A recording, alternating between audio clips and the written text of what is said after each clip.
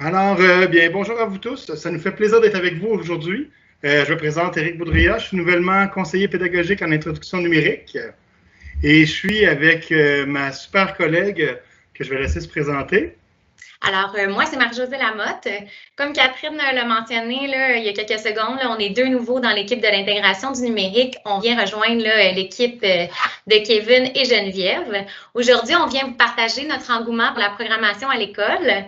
Pour garder la concentration de tout le monde, par contre, on va juste adresser les questions à la fin. Donc, sachez qu'on va prendre un moment, là, si jamais vous avez des questions, pour y répondre à la toute fin. Donc, on y va. Sans plus tarder, on va parler de 11 avantages de la programmation chez les jeunes. Tout d'abord, la programmation permet de créer du contenu plutôt que d'en consommer. On sait tous que nos élèves passent beaucoup de temps devant l'écran, mais souvent ils sont passifs, on veut les rendre actifs. Dans le même ordre d'idée, la programmation suscite la créativité.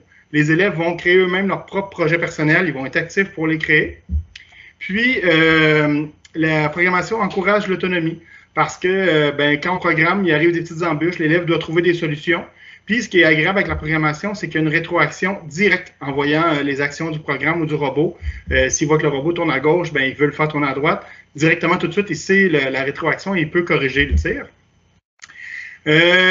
La programmation développe la confiance en soi et permet l'inclusion de chacun parce qu'on fait vivre beaucoup de petites réussites aux élèves en programmation, donc ils développent leur confiance en soi.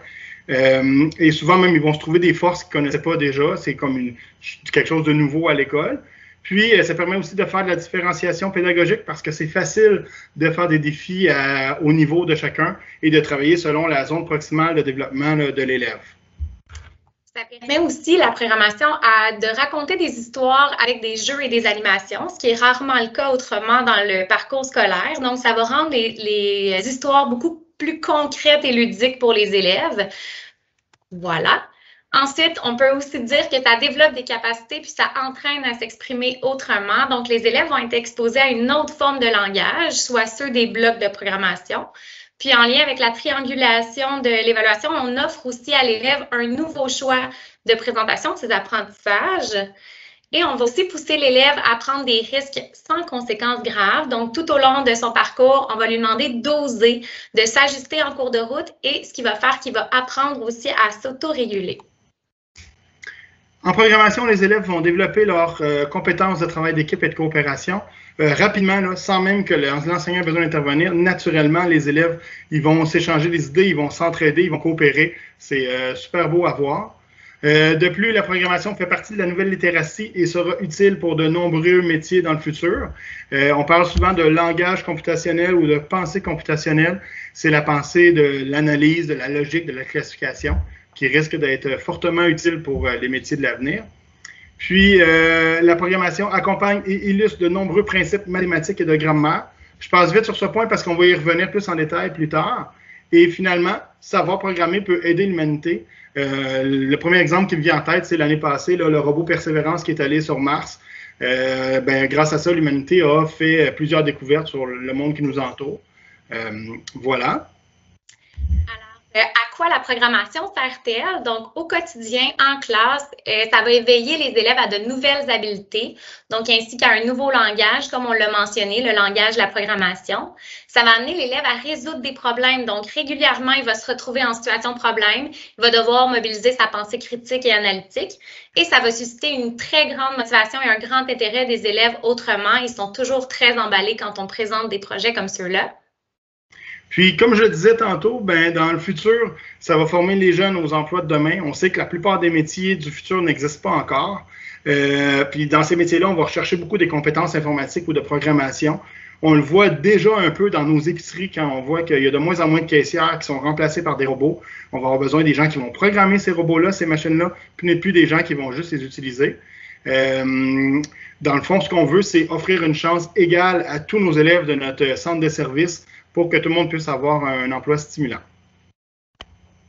La compétence numérique dans tout ça. Ici, on voulait simplement, en fait, vous exposer que la programmation touche 8 des 12 dimensions de la compétence numérique, donc les endroits où vous pouvez voir des petits crochets verts. Donc, c'est un outil numérique vraiment riche à mettre en place rapidement en classe. En lien avec le nouveau programme du préscolaire, en fait, on a ressorti les différentes compétences à travers lesquelles la programmation peut s'intégrer. Donc, on va regarder 2 exemples ensemble. Donc, les élèves vont développer des stratégies de collaboration et de travail d'équipe, ce qui va les amener à vivre des relations harmonieuses avec les autres. Et aussi, les élèves vont développer un vocabulaire en lien avec la programmation. Donc, on a juste à penser à droite, gauche, tourne, recul, qui sont quand même des concepts plus complexes à comprendre en bas âge, qui vont être réinvestis aussi dans d'autres situations d'apprentissage qui vont élargir le vocabulaire de l'élève et leur permettre de communiquer à l'oral. Évidemment, ce n'est pas seulement au préscolaire qu'on peut faire de la programmation, il y a aussi au primaire et au secondaire. Des liens ici avec le domaine des langues, là, je vais avec quelques liens. Bien, tout d'abord, les élèves, là, ils peuvent écrire une histoire et la mettre en scène par un robot ou un personnage et travailler des stratégies d'écriture. Puis c'est très utile pour l'organisation du récit parce qu'il voit son personnage avancer à travers les étapes de l'histoire, donc il sait dans quel ordre placer son histoire, ses idées. Sinon, à l'oral, c'est vraiment intéressant. Comme je disais tantôt, la collaboration est très présente en programmation et bien, la collaboration offre des situations de communication orale authentique. Ça nous permet d'observer nos élèves en situation orale de façon autrement et de faire de la triangulation de l'évaluation. Puis, il y a plusieurs autres exemples là, du domaine des langues ici que je vais vous laisser lire plus tard.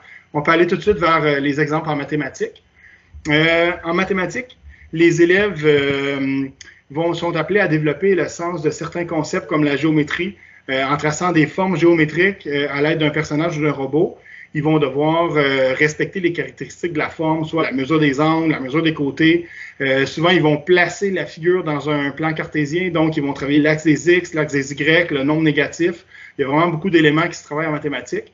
Puis je dirais même qu'au secondaire, ce qui est intéressant, c'est qu'en programmation, on utilise beaucoup les variables pour parler de pointage, de vitesse, nombre de tours, nombre aléatoire. Puis, ben, les variables, c'est quelque chose d'abstrait au niveau de la manipulation algébrique. Je pense que c'est une façon de la rendre concrète, là, de rendre l'algèbre ou les variables concrets. Ils voient directement le lien là, de ce que ça fait. C'est pas uniquement en mathématiques là, ou en langue qu'on peut intégrer la programmation. Donc, on peut le faire dans l'ensemble des matières prévues par le programme de formation. On vous a laissé aussi d'autres suggestions, d'autres idées ici que vous pourrez prendre le temps de lire au moment de votre choix. Et sachez que les enseignants ne sont pas laissés à eux-mêmes s'ils veulent tenter d'explorer ou d'approfondir leurs connaissances en programmation. Donc, l'équipe de l'intégration du numérique va offrir plusieurs formes de support aux enseignants. Donc, présentement, on a des formations universelles qui sont déjà dans le catalogue que vous pouvez consulter. On a des accompagnements ciblés dans les écoles lorsque plusieurs enseignants sont mobilisés au sein de la même école. On a certains parcours de formation dont Éric va vous parler dans quelques instants. On a également des capsules vidéo sur notre site web. Donc, je vous encourage fortement à consulter notre site web où on retrouve beaucoup de choses en lien avec la programmation. Et on a des propositions d'activités ou d'accompagnement avec nos partenaires externes. Qui sont-ils, nos fameux partenaires externes? Donc, on a Estime. On a également le projet PPA qui s'adresse spécifiquement aux enseignants qui sont débutants en programmation. On a également Fusion Jeunesse et Récit Québec. Donc, je vous invite à cliquer sur les liens si vous voulez obtenir le plus d'informations sur chacun d'entre eux. En plus de cela, on vous laisse des ressources d'auto-formation qui sont disponibles pour vos enseignants, qui sont gratuites. Alors, si vos enseignants sont déjà motivés à commencer à faire de la programmation, de la robotique, mais ils ne savent pas où commencer, ici, on laisse des auto-formations de Cadre 21 et de Campus Récit. On a mis peut-être les plus populaires ou les plus ceux par lesquels les gens commencent, mais il y en a plusieurs autres. Là. Allez visiter ces sites-là. C'est une mine de ressources. Puis, sinon, on vous a aussi mis des sites pour apprendre à programmer.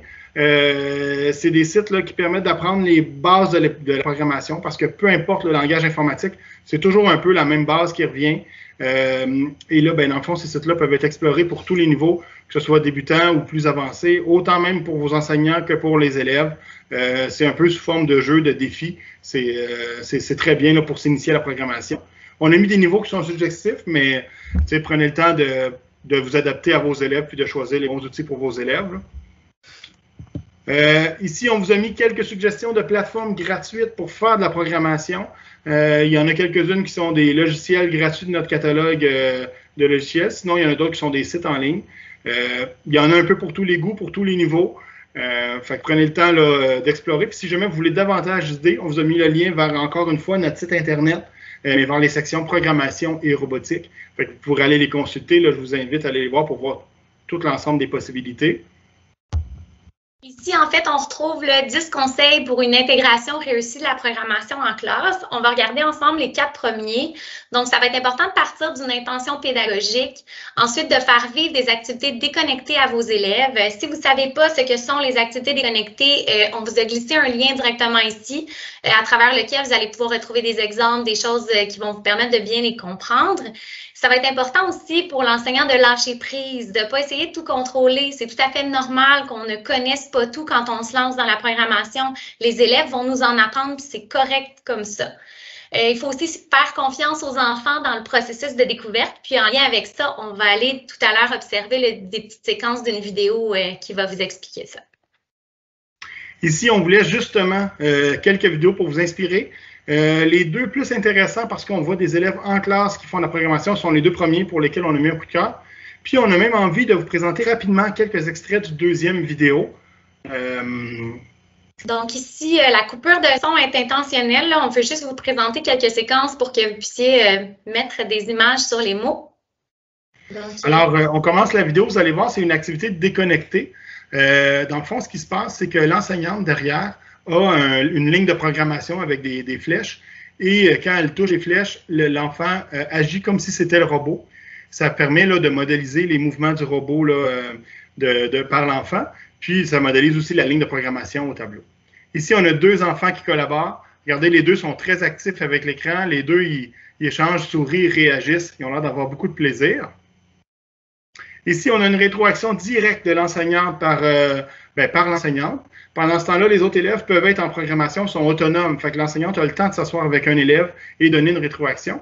Puis on va voir dans quelques secondes que l'élève, voilà, tout de suite, elle peut prendre ses commentaires puis améliorer son travail.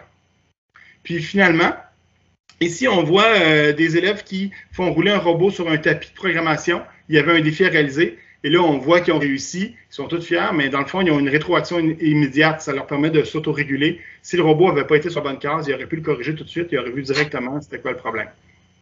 Excuse-moi, Eric, je suis passée vite sur la prochaine diapo. Donc, oui, c'est ce qui met fin, en fait, à notre présentation pour aujourd'hui. On espère avoir suscité votre intérêt envers la programmation avec notre petite présentation. On reste disponible si jamais vous avez des questions. Puis, on vous a aussi glissé là, plusieurs ressources en annexe que vous allez pouvoir consulter ou même partager avec l'ensemble de votre équipe au moment que vous le souhaiterez. Alors, voilà. Merci beaucoup.